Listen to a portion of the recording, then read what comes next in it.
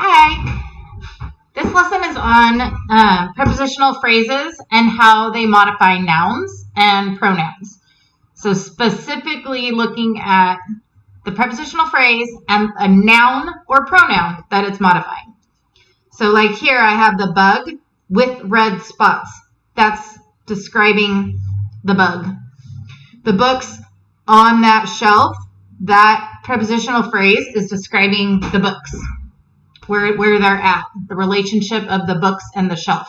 This is the relationship of the bug to the spots.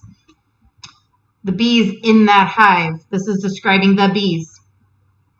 Okay, and when we diagram a prepositional phrase, it comes off at an angle like this, and we write our preposition.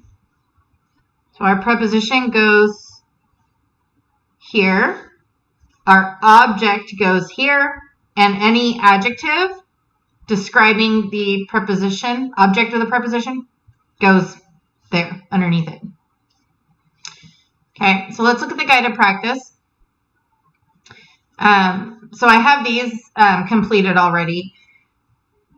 It's really simple. You're drawing an arrow from the prepositional phrase to the noun that it modifies. So the insects are in the colonies. So in the colonies describes the insects. Ants are on the march. So on the march is a relationship with the ants. Of the colony, that's the queen. The queen is of the colony. In this anthill is the ant. That's where the ant is. And on those plants, that's the aphids. If I moved those around in the sentence, they could be describing different things. So they could be describing the verb if they're in a different spot. So we're going to talk about that in the next lesson. So today is specifically they're telling you it's describing a noun. So that's the thing you need to pick.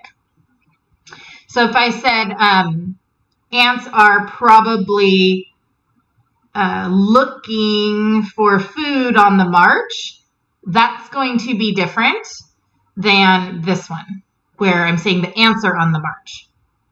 So the placement of the prepositional phrase is important for this. So just looking at the noun that it's modifying. And then when we diagram our sentences, we have a lot more to diagram now. So always first find your prepositional phrase.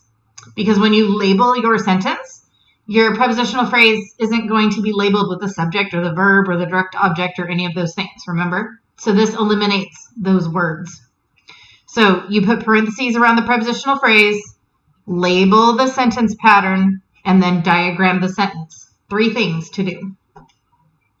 So I have the termites under our house ruined the foundation. Termites ruined foundation.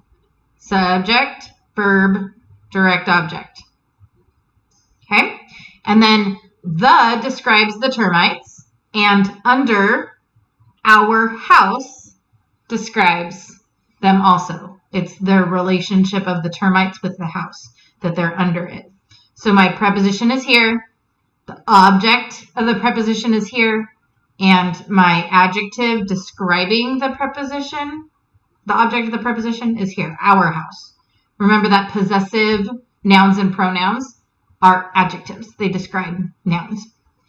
And then the foundation, that describes foundation.